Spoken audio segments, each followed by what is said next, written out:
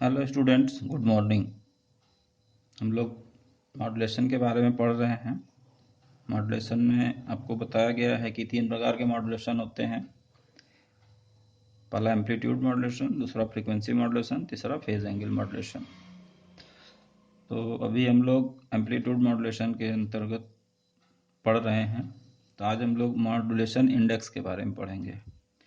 Modulation index को small m से प्रदर्शित किया जाता है, जो रेशियो होता है Vm/Vc, अर्थात the ratio between the amplitude change of modulated carrier wave to the amplitude of the normal carrier wave is called modulation index. वह अनुपात किसका होता है जो मॉड्यूलेटेड कैरियर वेव और amplitude of normal carrier wave और modulated carrier wave के अनुपात को मॉड्यूलेशन इंडेक्स कहते हैं। अब एम्पलीट्यूड मॉड्यूलेटेड कैरियर वेव क्या होता है? 2V इन इजकल टू होता है V maximum minus V minimum. यदि इसका पक्षांतर कर दिया जाए तो V इन बराबर होता है V maximum minus V minimum by 2। ये एक फार्मूला हो गया। फिर VC कैरियर वेव क्या होता है कि V maximum minus V minimum. तो V मिनिमम यहाँ से निकाल लिए, तो VC बराबर V मैक्सिमम माइनस V इन की जगह हम रख दिए V maximum minus V minimum by 2।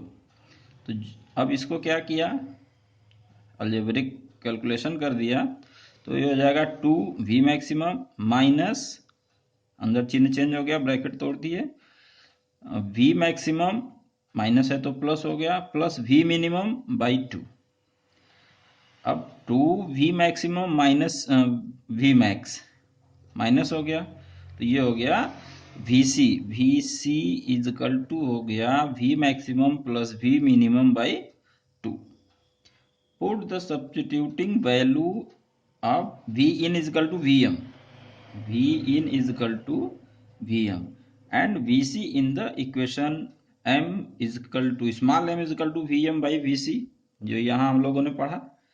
Vm by VC then क्या हो गया, Vm अर्थात Vm इजकल टू V इन, तो V इन का मान ये हो गया,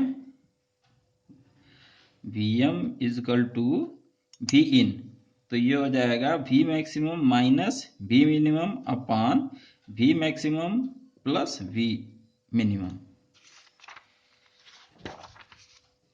अब इसमें power relation in AM wave, amplitude modulation के वेव में पावर रिलेशन का अनुपात क्या है? A modulated wave has more power than by the carrier wave before modulating। Modulating के पहले मॉड्यूलेटेड वेव में अधिक पावर होती है, किससे? कैरियर वेव की अपेक्षा। इसलिए the total power component in amplitude modulation can be written as, इस प्रकार इसको क्या लिखा जा सकता है, पूरी total power P total is equal to carrier power plus lower side band plus upper side band को ऐड करके टोटल पावर कितनी होगी? कैरियर वेव की power, LSB power plus USB power का योग। इसको ट्रांसमिट करने के लिए कुछ लिमिटेशन होती है, कुछ लिमिट होता है, जिसके कारण हम लोग एम्पलीट्यूड मॉड्यूलेशन को ट्रांसमिट कुछ लिमिटेड फ्रीक्वेंसी पे ही कर सकते हैं। क्यों ये पावर लिमिटेशन क्यों होता है? इसकी इफिशियंसी लो होती है, तो जिसमें लो इफिशियंसी होती है, लिमिटेड ऑपरेटिंग रेंज होता है, नॉइज होता है, मतलब शोरगुल होता है, और ऑडियो क्वालिटी पुअर होती है। तो लो इफिशियंसी क्या है? Since the useful power that lies in the small band is quite small, so the efficiency of AM system is low। Next, limited power operating range. The range of operation is small due to low efficiency. Thus, transmission of signal is difficult. The range of operation is small. इसकी range of operation का range क्या होती है, छोटी होती है। क्यों छोटी होती है? क्योंकि इसकी इफिशियंसी कम होती है, इसलिए ट्रांसमीटर में, सिग्नल के ट्रांसमीटर में the transmission of the signal is difficult, परेशानी आती है।